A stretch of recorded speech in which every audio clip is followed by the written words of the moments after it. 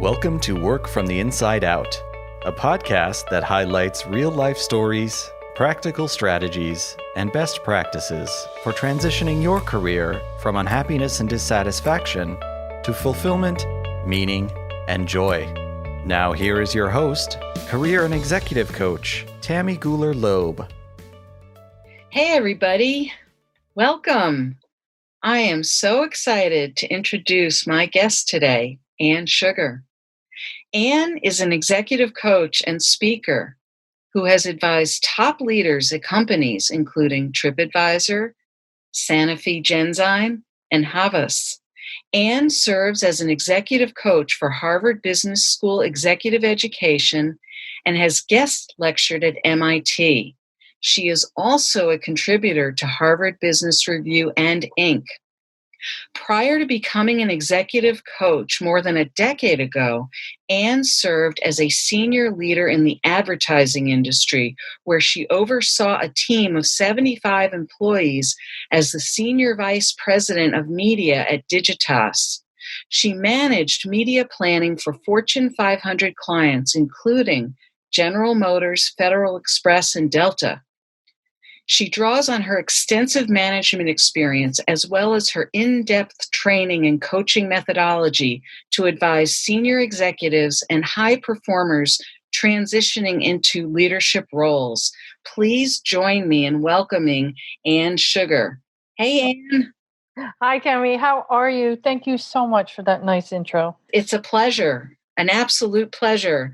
So, Anne, you know that this podcast is all about different transitions that people have made in their professional lives, and you've made some significant transitions. And would love to hear a little bit about some of your earlier years and how that led you to where you are today. So take us back to your early days and how what you were thinking about back then and how that led you to some of the things that you've been doing more recently. You know, for me, when I look at my leadership journey, it all kind of really started about taking a couple of risks. And, you know, there are certain parts in my life, in my career where I've taken risks, when I haven't. You know, how do you, for your listeners, how do you kind of push yourself once in a while, right? Like I grew up, there's a point to my story here. I grew up outside of Philadelphia, and everybody that I went to high school with was going to all the colleges around, Villanova, UPenn, Penn State, all of those. And I decided, you know what? I didn't want to do that. I wanted to go to Boston. And I was the only person that went to Boston College out of my graduating year. Wow. And I can remember this, and this was a really big risk for me. I was sitting in the drive at BC, in the driveway, and I was going to go back into my dorm, and I was waving to my parents goodbye, and I thought, "Oh my God, what have I done?" And part of why I tell that story is it's really about kind of, even though you think, "Oh my God, what have I done?" there were so many good things that came out of that, right? And part of that kind of primed the pump for me, that cliche. But when I graduated from college, all of my friends wanted to stay in Boston again, right? Well, I wanted to be in advertising. And my father said to me, if you're going to be in advertising, you got to move to New York. I'm like, oh my God, no way. I'm going to stay in Boston. And I tell this funny story. My dad would pay me to take the train up, and I'd be like, I don't want to live here in New York City. I don't want to be in advertising. And I'd go shopping with the money he gave me and blow off all the interviews. Right. And one day I decided, oh, what the heck? I'm going to go on this interview. And I did. And I'm like, oh my gosh, I need to be here. I need to be here at this company. And so why there is a process a bit to this, but there's also a bit of serendipity. Why that day I decided not to go shopping with my dad's money. I've actually never told him, he'd kill me, but why that day? And part of it is the serendipity. People ask me a lot, I coach at a lot of organizations. Well, what makes a successful person? How have they grown in their career? Mm. And part of it, why I'm stopping right now to talk about, it's about serendipity. Mm. And that some of them don't have plans and process in place. They kind of just jump to certain things, Mm. right? And it all adds up in almost layers to where you are now because it gives you all these skills, right? I might have been a software engineer here, but now I'm a professor of sociology. How I put together an article or how I put together a research study, I can take it very methodically from an engineering perspective, right? So it's this layering. So I think, because a lot of people say advertising and now you're an executive coach, but part of it is all that layering that I got and those skills that I got working in advertising for years, right? For 20 years, in terms of knowing how to motivate people, how to sell to a client, how to read a room, um, how to think creatively. So, all of those skills that I learned help me now ask a good question. So I'm curious, prior to that though, right? So that makes sense to me, right? I guess I'm trying to make a little sense out of some of the prior pieces where you were either blowing off interviews and shopping or deciding to go for the interviews. So Yes. so there you were. I'm still trying to picture this. Uh, having had my own child who just graduated college a few years ago, and I'm imagining her doing something like that, although she didn't. So there's a difference then between that layering process that you're talking about, right? Mhm. It sounds like there was something even in that process of serendipity. There was something in that dynamic for you. You were at a huge transitional point in your life between the security, let's say, of being still a student and Mhm. getting ready to leave that behind. I see college seniors and I think they've been students their whole lives, even though it feels like a huge leap going from high school to college. Once you get settled into college, you're still under your parents', roof, so to speak, a little bit. Mhm. You're still going to school every September. And then when you graduate, then it really hits you. Oh, life, now this is really the bigger dance now, right? Whether there was sort of that serendipity, the blowing off the interviews, whether part of that was the shock of, oh, I've got to kind of engage with my life in a whole different way now. I'm trying to understand the process you were going through. Ah, you know what? That's a really brilliant question. I think that there are, and I think at every point in our career, right? I almost saw this image when you were speaking about college seniors. We all kind of have to put our foot over the cliff Yeah, and be confident that it's going to be okay. yeah, And sometimes, we've all coached individuals where you took a job and it didn't work out. But there's always a safety net there. You can find something else, right? So there's part of that is, taking a risk and stepping out over the cliff, moving to New York, right? right. So That's there's that piece of that.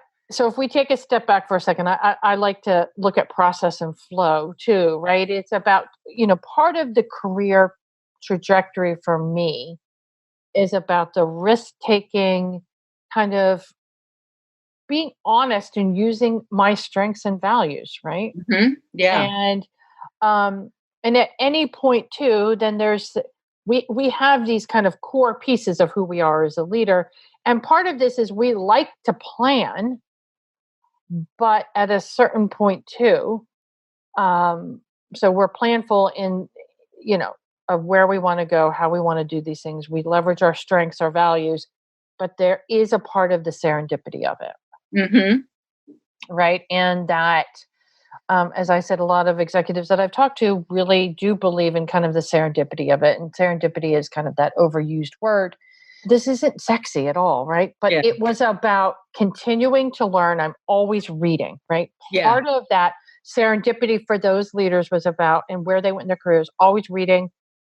They were always meeting people, right? And no matter who it was, they were going to learn something. One gentleman told me one time, even when I'm interviewing somebody and I know it's just not the right fit, I still really enjoy talking to them. Mm-hmm. And seeing, well, maybe there is something over here that might be, and it's that enjoyment, right? And now we're talking about the serendipity piece still. And then part of it is hard work. The same person that I'm thinking of, he works really hard. Yeah. And that also creates opportunity Yes. in your career. It's not, a lot of people, a lot of senior leaders that I work with, that is a differentiator, right? Would you And say it's about that's the true? practice of it. Yeah. Would you say that's true for you too, though? I mean, there's that. It sounds like there sounds like there's almost a bit of a recipe for serendipity, even though it can look different for different people. There's Mhm. that element of meeting people, or I think of it also as showing up, right? Yes. Showing up in lots of different situations. It doesn't mean that you have to run around shaking hands and kissing babies. I don't mean it that way, that superficial kind of thing. I mean more just being open to your surroundings in different situations. I think of situations I've been in, for example, social situations, parties, where I've actually come across people who I've met who've, asked me for my card, for example, and Mhm. next thing I know, it's turned into some business. And I Yes. wasn't even looking for it. And yet, just staying open to people and experiences, combined with also applying your strengths and staying true to your values, all of Yes. those things blended, and there's that kind of then that serendipity where they all kind of come together and something does show up as an opportunity or as a success that Yes. you couldn't have necessarily planned in a concrete way, but it No. does kind of come together, and we call that serendipity. Brilliant. Absolutely. And I think to add on to one point, being open to people, Yeah. when people are looking for a new job, or I also like to say this, say you're looking internally in your company for the next opportunity, right? Yeah. I think it can relate to both. What Yeah. I think, what you're also, just to kind of layer on to your point, just meet interesting people. Yes.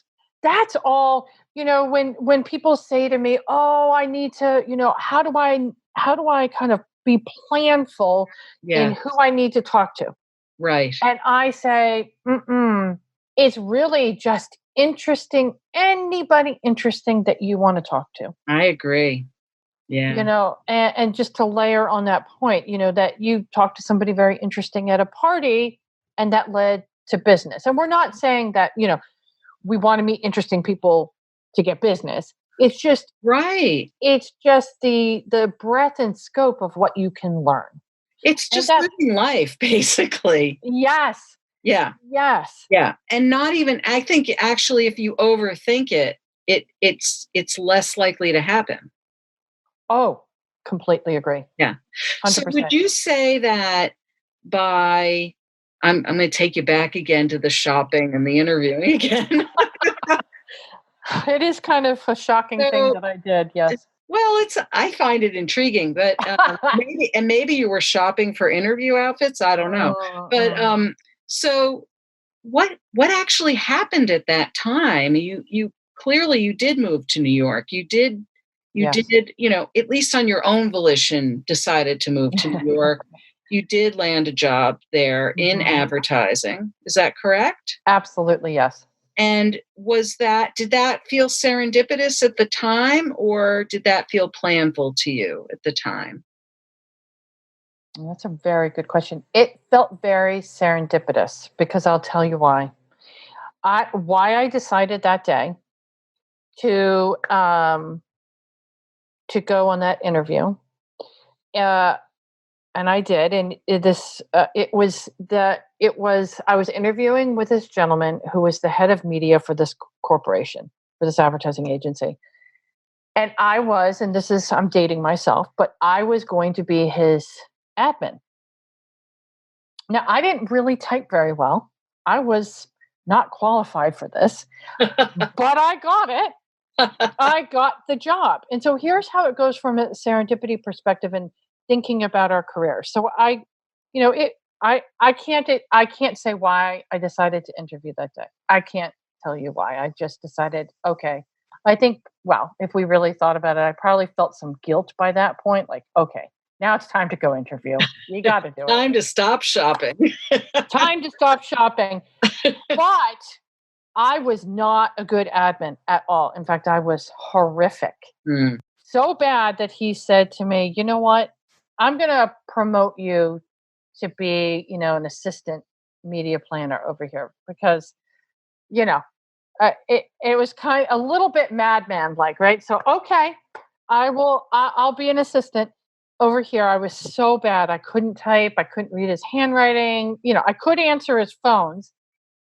But then I worked really hard. And even though I was a very bad admin for him, I worked really hard at it for him. You had the element of hard work.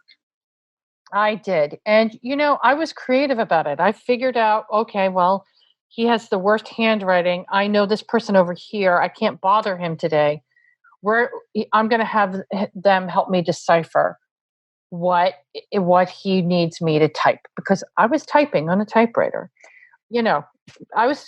So I couldn't make those mistakes. But because of that, he moved to another advertising agency and he took me with him, right? Oh. So part of this is the hard work being, even though I was really atrocious at what I did, I still tried as hard as I could to make the best of the situation. Right? There was something you were doing right, though, there, clearly. I mean, he didn't take you along just because he felt sorry for you.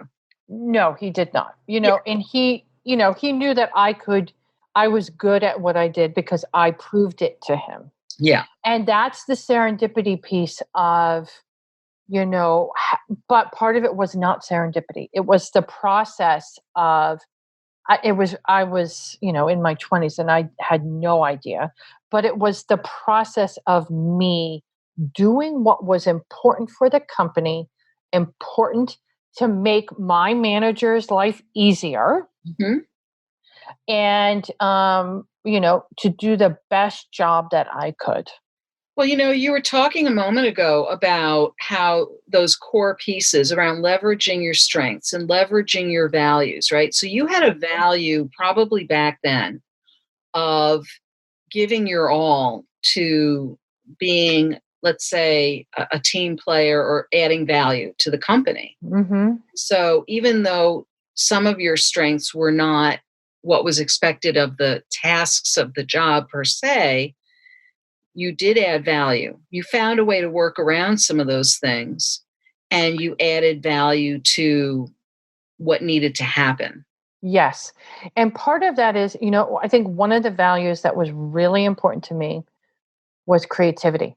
How can I creatively solve this dilemma of being a really bad typist and not being able to decipher my manager's handwriting? Well, what was I going to do? Yeah. And I think, we've talked a little bit, about values, right? And some people might say, well, I don't know what my values are. You can go on the web, and find 50 values, right? Like creative stimulation, creativity, whatever it is. There's easy ways to kind of hone in. Yeah. Because I think it is important to know for your career. Yes. What you value, because it's just as important when you go to a company, if I value creativity, I need to work in a company where the culture and it is about creativity. Because if I'm in a culture where it's not, that's very stifling. I think a lot of people will say they don't know what their values are. And I think it's more that they don't know how to articulate them.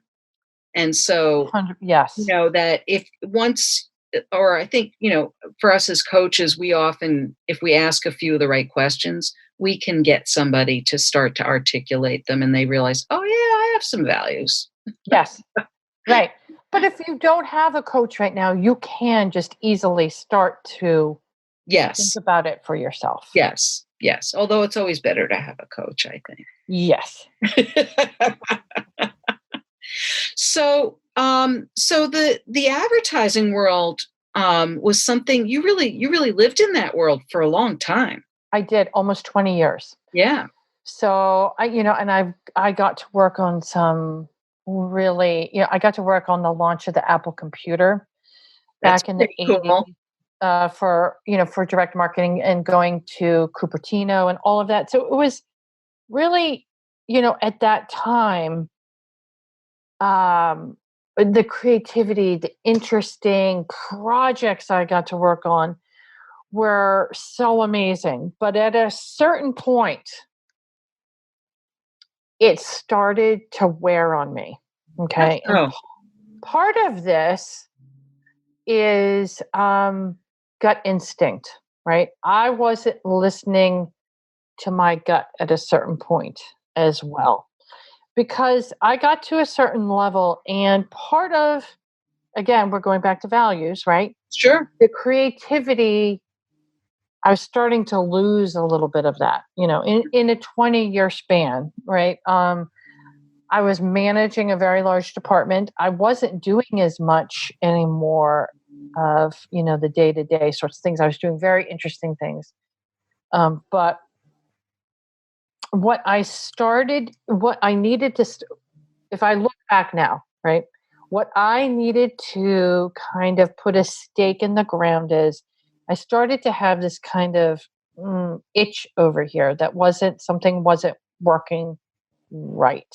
And part of that was ultimately client service for me. A little bit. It starts to become very tiring over the years. Many advertising people, everybody will tell you that.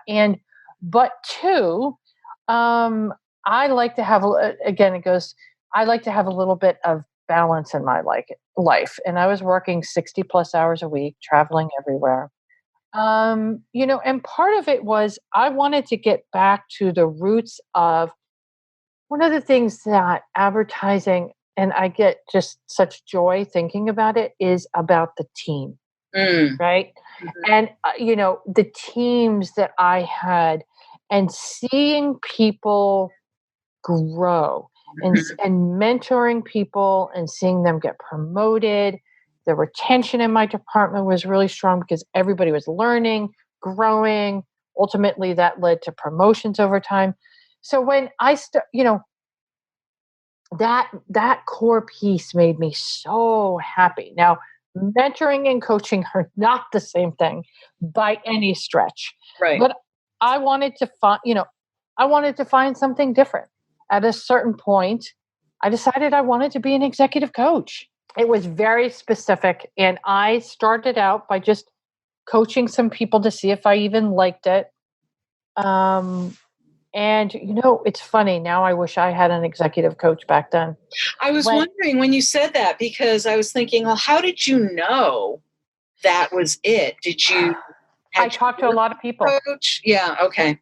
See, again, it gets back to the interesting people. And there was a couple of people from advertising that I knew, very senior leaders, who were now executive coaches. And I thought, oh, now that is really interesting over there. I'm going to talk to them. Okay. I'm going to talk to them. That's interesting. So you saw some other people making that jump. Evolution and yeah. Okay. So that was really interesting to me. And I took the leap at a certain point, because if I was going to do it, I really needed to do it. Yeah. Right. So I went back and got certified, all of that. and I hung out my shingle. So we talked a lot about values and strengths and serendipity and hard work. But then too, it's about, and interesting people, it's about the shift we all sometimes need to make. Yeah. And are you willing to make that shift? Yeah. Okay. I had no idea how to create a PowerPoint presentation. Oh my goodness. I had an EA, to set up my calendar. I'm terrible with details. Just what are the balances and the give and take? Yes. Are you willing to learn how to do PowerPoint? Yeah. I was. I'm horrific at it, and I have people that help me now after I've done them, but you make those shifts. I think. Yeah, I mean, they're choices. They're very clear choices that Much you better have word, to make. And right, what it's like to have all those things pretty much done for you. Yes. So if you're choosing to either do them yourself or at least be in a position where you are closer to making sure they have to be done, you're choosing that. You're choosing to be closer to having to be responsible for all of that on a more day-to-day or tactical basis, right? Right. And that's a much better word. It's about the choice. Yeah. But again, it's about creativity too. I wanted to find ways for people to help me. If you know how to, if you are really good at PowerPoint or, whatever that is, those with those choices, we can also really think about what's a creative solution. It doesn't just have to be, I'm making this choice. Right. I think it's important for everybody to be really clear on as well. Yeah. So, and we sort of know how it's turned out because you're still working as an executive coach, and that has blossomed into many other avenues as well, because you're doing a lot of writing, you're doing speaking, right? Yep. And it's about layering. Part of this goes back to, I think, how can we layer on our interests, right? That kind of create this, that give us different avenues. Yeah. To try and leverage and learn, right? To learn how, whatever that is. I think that's one of the most important things, at least for me as a coach. How can I always be learning, going to a conference, doing all, reading a book, whatever that is, talking to an interesting person, it's that continuous path of always wanting to learn. Yeah. And believe me, I've made some incredibly bad hiccups in terms of my writing or, whatever that is. And you learn. But that's all part of the learning too. I mean, absolutely. This article got rejected. Well, I thought it was, I liked it, but okay. Right. That sounds a little arrogant, but it just, Well, they say, beauty is in the eye of the beholder, right? True. Sometimes you think it's a beautiful piece and the editors don't. What are you going to do, right? What are you going to do?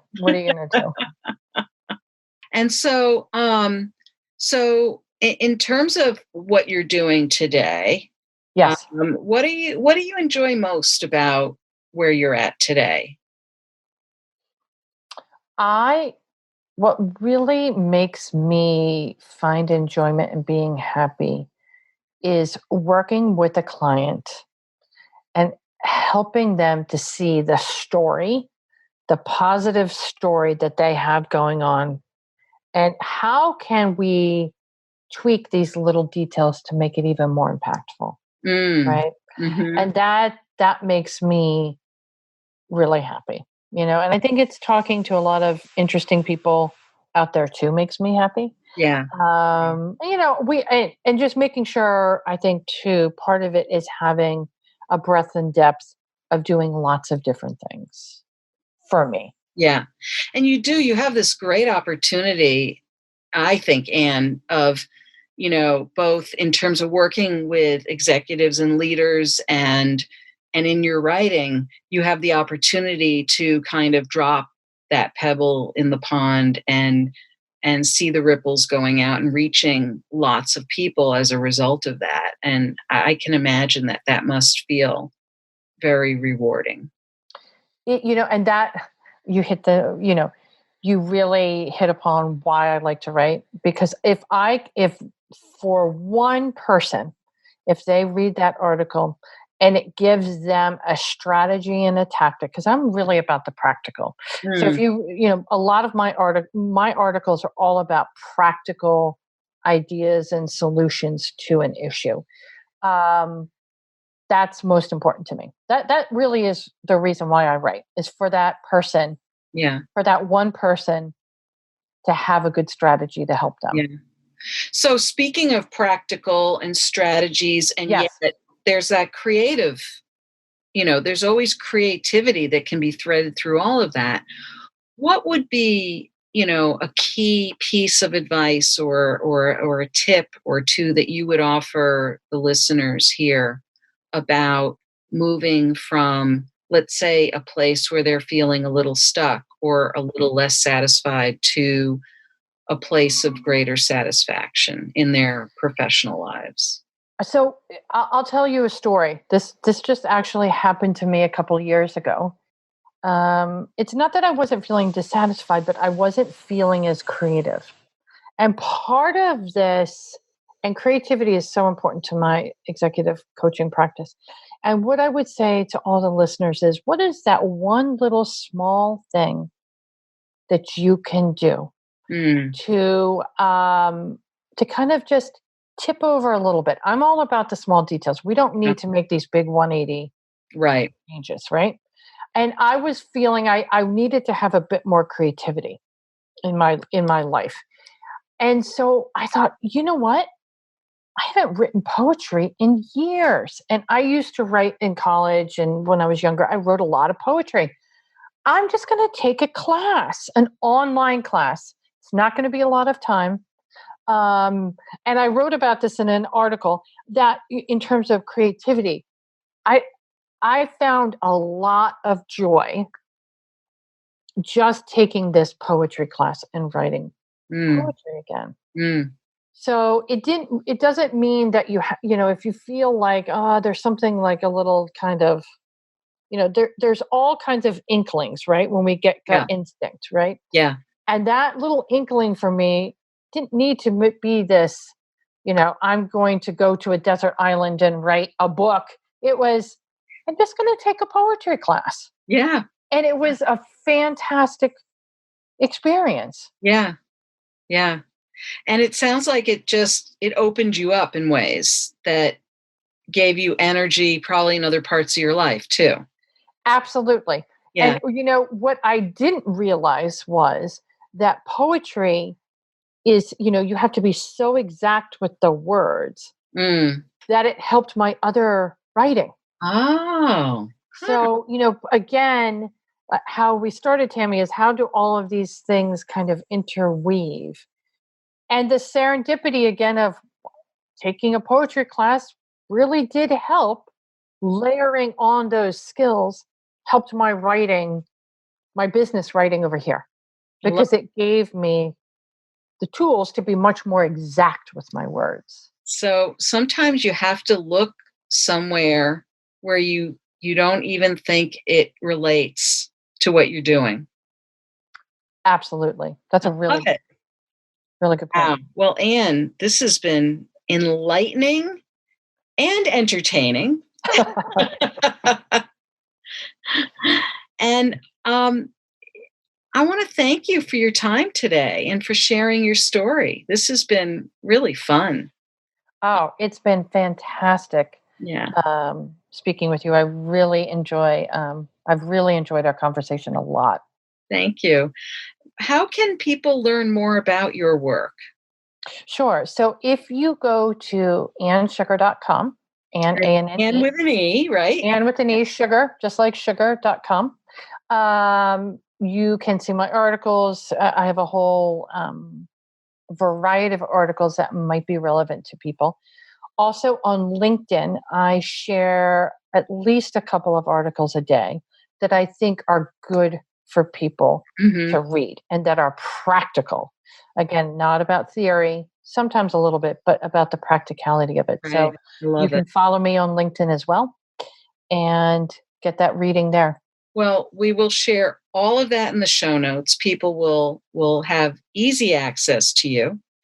And thanks again. And folks, stay tuned because Anne and I are going to have a little surprise for you a few episodes down the road. So I'll leave it at that. It's great talking to you. I hope you enjoyed my interview with Anne Sugar.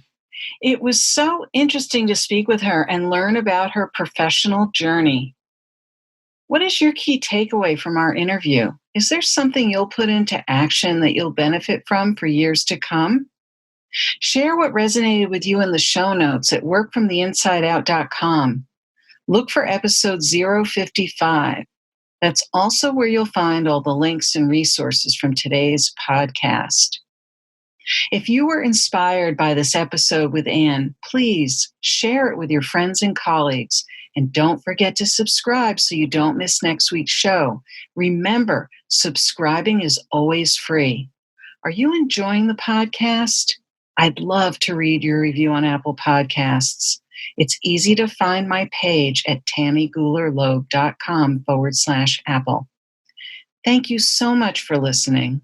And remember, it's never too late or too impossible to increase your sense of fulfillment and satisfaction in your work and other meaningful activities. Let me know how it's going for you. And who knows, maybe you'll be my next interview on this podcast. Bye for now. Thank you for listening to the Work from the Inside Out podcast. For more information, you can find us at www.workfromtheinsideout.com.